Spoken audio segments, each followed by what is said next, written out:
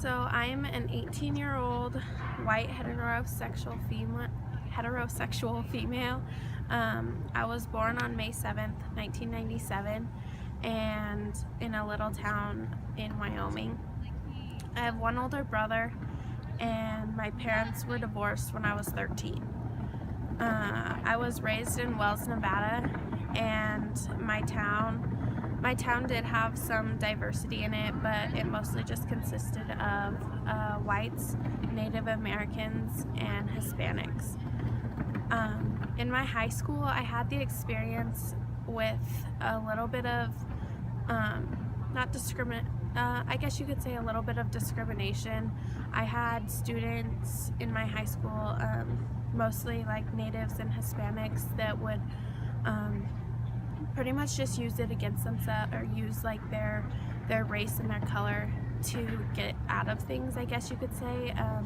They would be asked to do something, and their reply would always be like, why is it because I'm brown, or why is it because I'm black, or something like that.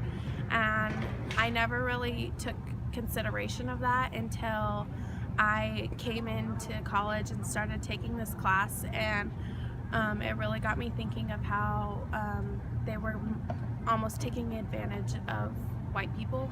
And so that just kind of hurt when I started realizing what was actually happening. When people ask me like what I am, I always reply with that I'm white, because that's just, I feel like, normal for people to say, or for white people to say, instead of going into detail of saying that I could say that I'm Swedish and German, but a lot of people are just gonna automatically refer that back to white. So I just always identify as a white person. My family doesn't really talk about my heritage. All that I know about them is that Germans were hard workers and owned farms and ranches, and they always wanted to do farming and ranching. So I think that's where my love and passion for farming and ranching came from. In my personal essay, I talked a lot about how my family's racism and stuff, and after I wrote that essay, I started thinking a lot further into it, and I feel like my family wasn't necessarily racist, but they more just discriminated against black people or people of color. And so my grandpa would always, when we were on vacations, he would always talk or we would walk by people, and he would always just give mean looks to people of color, or once they passed by us, say some rude comments about these people. And I always just felt like I didn't know what he was doing, and I didn't know what to talk about, I guess, or how to take it in. So I just went along with it, because you always, like we've learned in the class, you've always just been raised to respect your elders, and just know that what your family or your elders say is supposedly true. I believe that the way my grandpa acts and the way that my parents have acted toward racism had a lot to do with the way that they were raised and the way that they grew up. And I believe that if my grandpa had the opportunity to meet different people, such as people of color, it could change his mind and views on this.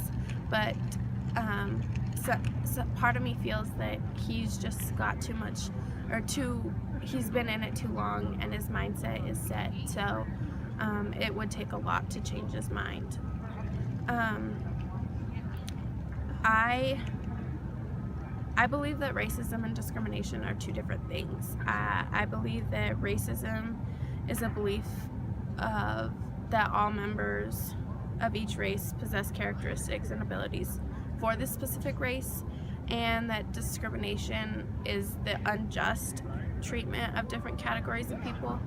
So I believe that is just a way of saying that racism is just you being defined as what color you are, and discrimination is people being rude or saying hurtful things about your race.